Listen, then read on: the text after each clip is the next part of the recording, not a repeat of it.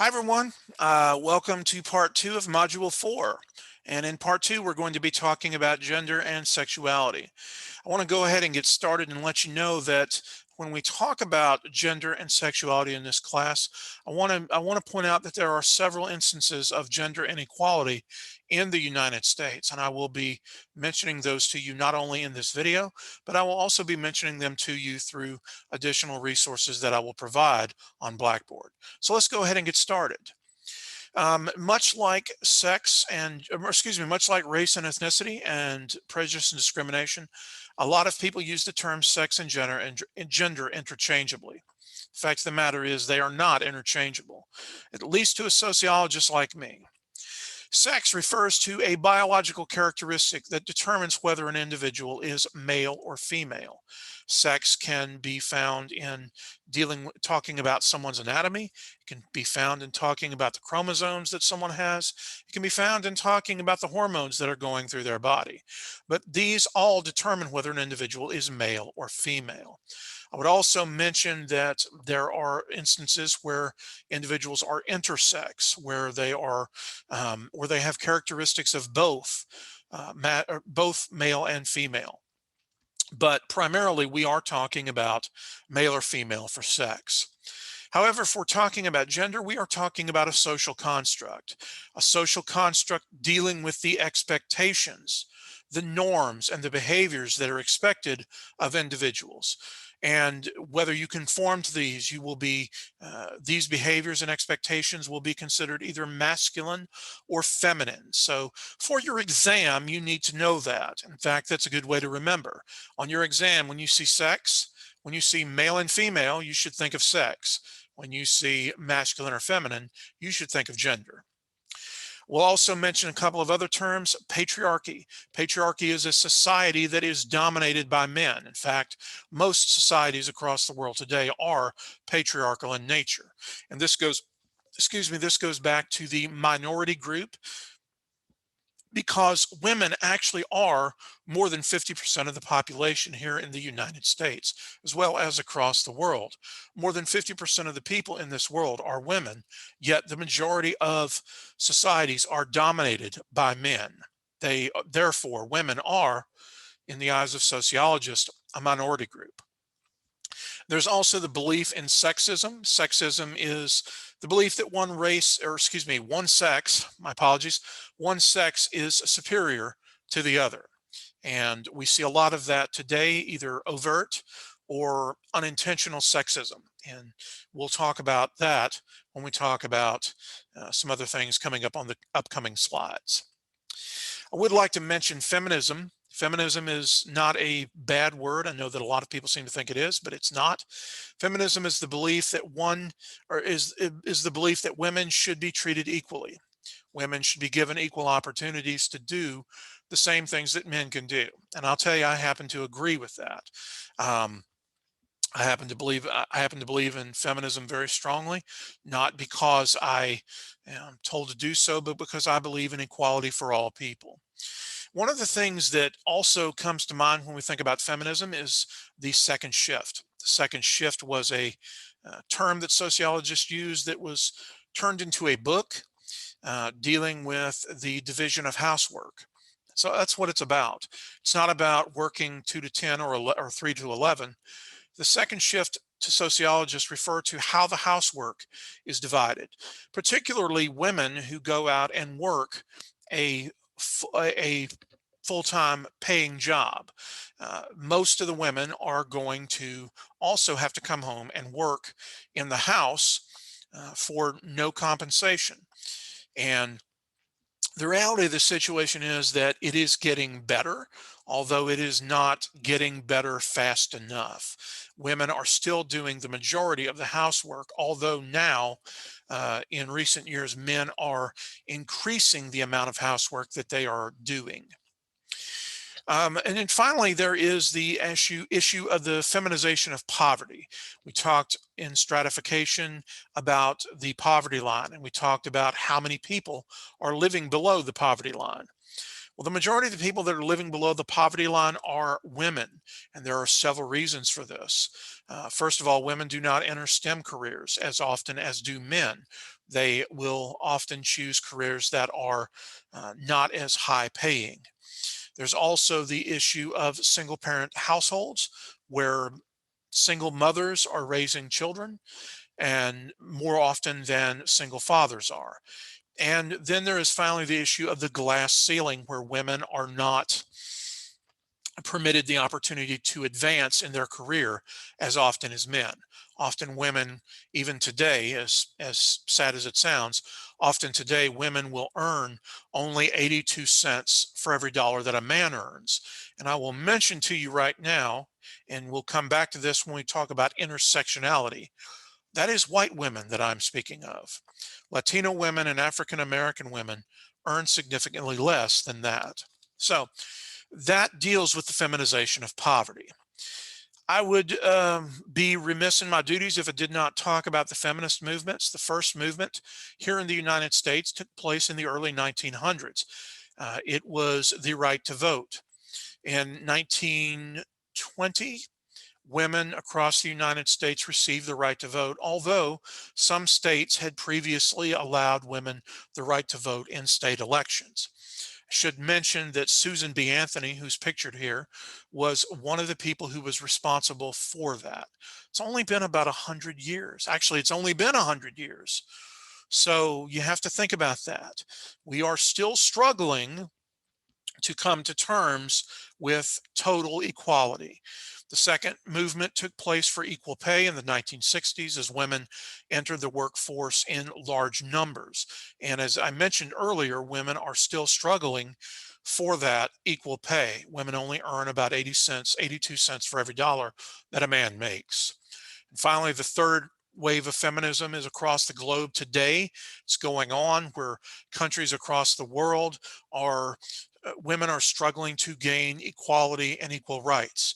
I'm sure you guys may have heard of Malala, who was shot in the head for simply wanting to go to school.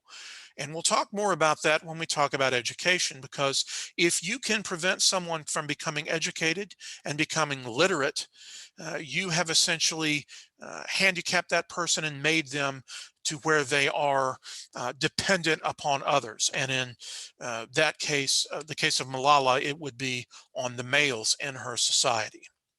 So think of these movements, and we will come back to these, particularly when we talk about the third wave and talking about education in this class.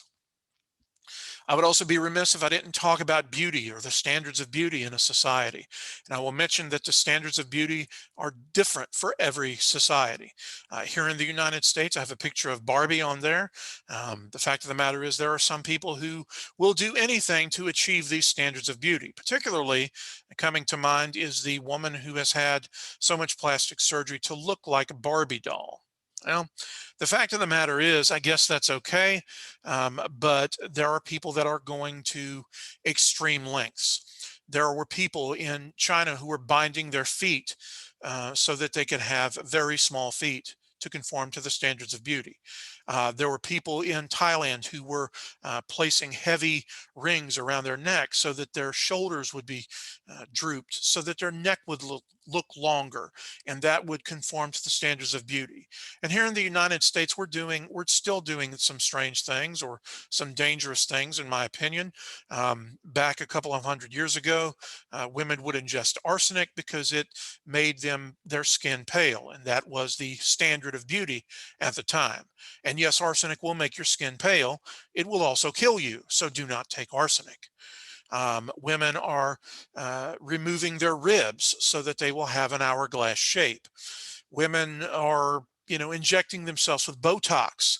Botox, by the way, is essentially food poisoning. I did not know if you were aware of that. So we're doing a lot of things in every society to conform to the standards of beauty. But I want you to know that basically be happy with who you are, because people who mind don't matter and people who matter do not mind. That was the great philosopher Theodore Geisel, otherwise known as Dr. Seuss. So I want to talk now about sexuality and sexual orientation. Sexuality refers to behaviors or thoughts that are of a sexual nature. Sexual orientation refers to whom you are attracted to sexually. Individuals, and keep in mind, this is not a complete list. This is not a complete list because sexual orientation is a spectrum. It really is. Much like gender, it is a spectrum. Individuals who are heterosexual are attracted to the opposite sex. Individuals who are homosexual are attracted to the same sex. Individuals who are bisexual are attracted to both sexes, both genders, if you will, masculine and feminine. People who are asexual are attracted to neither sex. And you have individuals who fall under the umbrella of LGBTQA plus. I will mention to you that these people, unfortunately, often experience in a heteronormative society where heterosexuality is considered the acceptable social norm. These individuals often experience something called homophobia. Homophobia is the uh, fear or hatred of individuals who exhibit uh, socially, sexually inappropriate behavior. So be aware of that. It's unfortunate in our society that we have people who are still hateful and angry towards individuals who are different than they are. But we are seeing individuals within the LGBTQA plus community. We are seeing them slowly but surely receiving more acceptance in our society. I want you to know that I consider myself an ally. I consider myself an ally. So any place with me is a safe space. And I want to get back to that thing I was talking about, intersection theory. Remember, I said that the 82 cents for every dollar that a man makes is only applying to white women. As I said, African American women and Hispanic or Latino women, they do not fare as well on average, because the intersection of race, gender, class interact with one another, and it creates multiple disadvantages for some categories of people. If you think back to your math class, when you multiplied something, it became infinitely bigger. It became exponentially bigger. And I want you to understand the idea behind that is that if you are in more than one disadvantaged group, one or more than one minority group, you are going to experience even greater disadvantages than you would if you were just belonging to one disadvantaged group. So, and dealing last but not least with the perspectives, symbolic interaction looks at the labels of masculine or feminine behavior and how we interpret those labels and how we learn those expectations. We are socialized through symbolic interaction by the agents of socialization. And I mentioned to several of my students before, I don't know if I've mentioned it to you, our socialization for sex and gender begins even before we are born. When we are born, our parents, most parents, are going to choose a gender specific name. They're going to buy gender specific clothing. They are going to buy gender specific toys, and they are going to focus on gender specific roles for their children. So keep that in mind.